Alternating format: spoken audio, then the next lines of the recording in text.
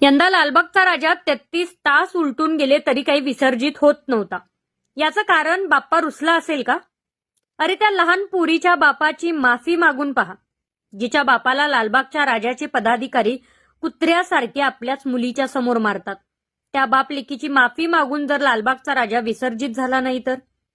मुंबईत आलेल्या मराठा बांधवांचे जेवण लालबागच्या मंडळाने बंद केल्याने त्याला दुःख झाले आहे. त्याबद्दल मराठ्यांची माफी मागून बघा. सामान्य भक्तांना त्यांच्यासमोर प्रचंड मारहाण झाली आणि व्हीआयपी म्हणून पॉर्नस्टार लोकांना त्यांच्यासमोर स्पेशल टाइम दिला. याबद्दल मंडळाने एकदा माफी मागितलीच पाहिजे. पहा लालबागचा राजा कसा विसर्जित होत नाही. लालबागचा राजा हलेना 5 तास समुद्रात बसून किनाऱ्यावरील भक्तांच्याकडून साकडं काही चुकलं असेल तर माफ कर हे ऐकून घेत होता. तरी सुद्धा बाप्पा काही विसर्जित होत नव्हता. याचं कारण 365 दिवस सुरू असणारे अन्नछत्र मराठ्यांना बंद केल्यामुळे लालबागचा राजा रुसलाय का? दरवर्षी 10-11 विसर्जित होणारा बाप्पा यावर्षी दुपारचा 1 वाजला तरी अत्याधुनिक पटीवर काही चढत नाही. खरं तर लालबागचा राजा हा कोळी बांधवांचा, गोरगरिबांचा होता. आता तो अंबानींचा झालाय. देव सुद्धा कंटाळलाय रे तुम्हाला.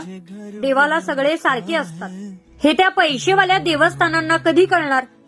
सर्वसामान्य भाविकांना 5 तास लाईनमध्ये थांबल्यानंतर 5 सेकंद दर्शन देतात.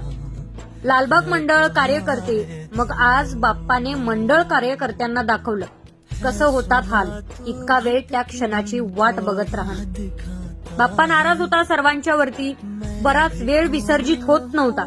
त्या लालबागच्या मंडळाच्या प्रत्येक कार्यकर्त्याच्या प्रत्येक कर्माची फळं जाता जाता बाप्पा देऊन गेला. प्रत्येकाला वाटलं बाप्पा आमच्यावरती नाराज आहे. बाप्पा त्यांच्यावरती नाराज नव्हता, त्यांच्या कर्मांच्या वरती नाराज होता. व्हीआयपी वाल्यांना चांगली वागणूक आणि सामान्य नागरिकाला मात्र 5-5 तास वाट बघून सुद्धा अगदी तुच्छ असल्याची वागणूक. एक पॉर्नस्टार यांच्या दर्शनाला आल्यानंतर व्हीआयपी ट्रीटमेंट घेतो आणि 5-5 तास रांगेत उभा राहून दर्शनासाठी हाल अपेष्टा सहन करणाऱ्या सामान्य माणसाला मात्र अशी तुच्छ वागणूक मिळते. मग सांगा बाप्पा रुसणार नाही का? ही शिकवण आहे कोळी बांधवांच्या झालेल्या अपमानासाठी आणि मराठ्यांच्या झालेल्या अपमानासाठी.